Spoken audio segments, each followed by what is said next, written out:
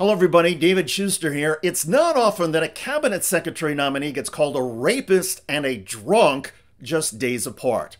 But here we are. I worked with Pete Hegseth at Fox, and let me tell you something. Pete Hegseth has issues above and beyond this that need to be examined, because Pete Hegseth has a problem where he goes out and gets drunk, and that's also not something that we necessarily need in our Department of Defense and the person leading our military. So I would just say I like Pete on a personal level. Surely there are people who are more qualified than he is. Julie Roginski likes Pete Hegseth personally, but says he is a drunk. Well, this allegation about Donald Trump's nominee to be Secretary of Defense followed the release of a police report in Monterey, California, where a woman called Hegseth a rapist. They met at a conference for Republican women. She says Hegseth coaxed her to his room and would not let her leave. She alleges that he blocked the door, that he took her phone. She alleges that she said no quite a lot. She remembers that. She also said that she remembers him over her, that his dog tags were in her face, and she alleges that he sexually assaulted her. Hegseth insists that everything was consensual. But on Capitol Hill this week, in between meetings with senators, Hegseth was asked directly by a reporter, "Did you sexually assault a woman?" Hegseth did not say no. Watch. Did you sexually assault a woman in Monterey, California? I have, as far as the media is concerned, I'll keep this very simple. The matter was fully investigated, and I was completely cleared, and that's where I'm going to leave it. Thank you very much. How do you address concerns about your lack of Pentagon experience? Hegseth says he was completely cleared, but that is a lie. And fully investigated is not a thing. In the U.S. justice system, police do not exonerate suspects. Juries do not exonerate defendants. There is no determination that somebody is innocent. The choice is either guilty of a crime or not guilty.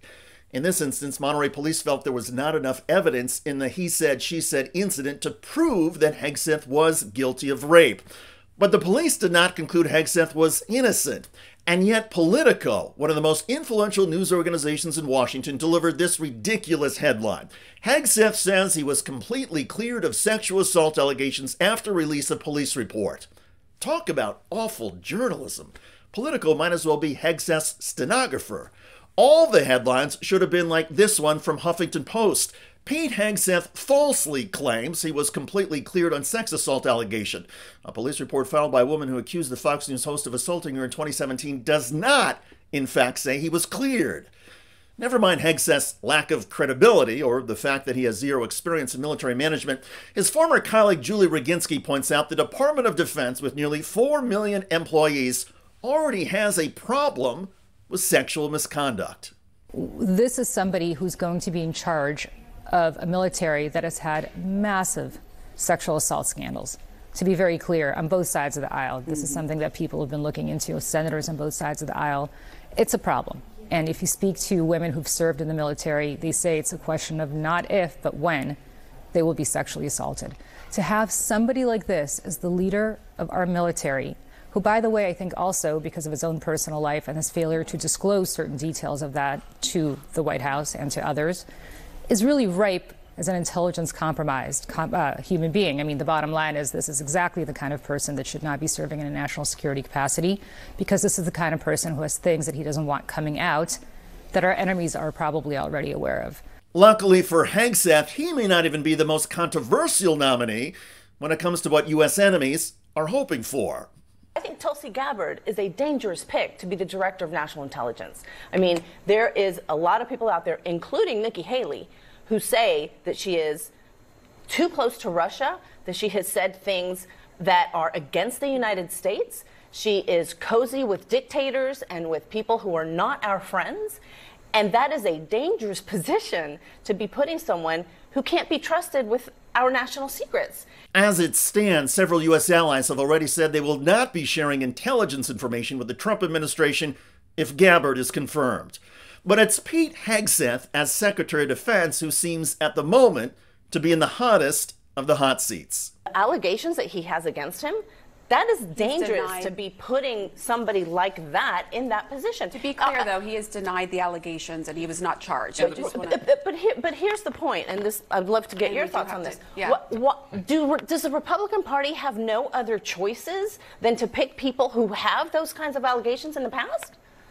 Look, I think the president is due some deference and latitude in the people that he wants to pick. To you, note, he has denied those allegations. The police did not charge him. He is also a decorated veteran who honorably served this country. I mean, and he has Ivy League degrees. I mean, usually for the people in your party, that's like a shoo-in for a job here in Washington, D.C. And there you have it. For many Republicans, having an Ivy League degree and being a military veteran is all the qualification needed to run a government agency with nearly 4 million employees and an annual budget of $850 billion.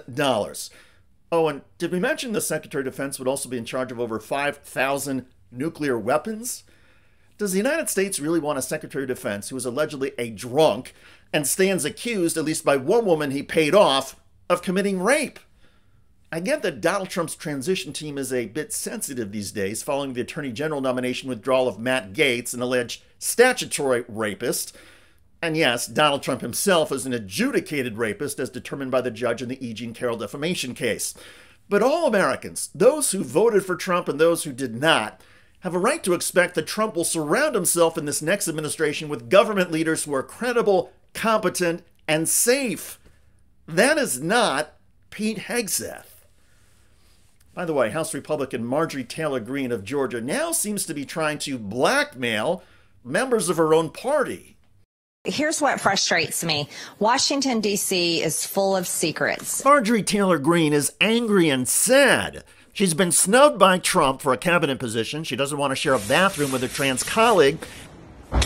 And Greene's friend Matt Gaetz has been derailed by his own sexual misconduct, including that he had sex with a minor. So Greene is now threatening lawmakers in her own party. And if they're going to roll out reports on Matt Gaetz, basically threatening him and forcing him out, then they need to release all the other secrets on everybody else. And that's what I'm having a hard time with today. I believe in truth and transparency, and I believe the American people deserve more. You know, there's these sexual harassment lawsuits that claims that were settled using taxpayer-funded dollars in these cases against lawmakers.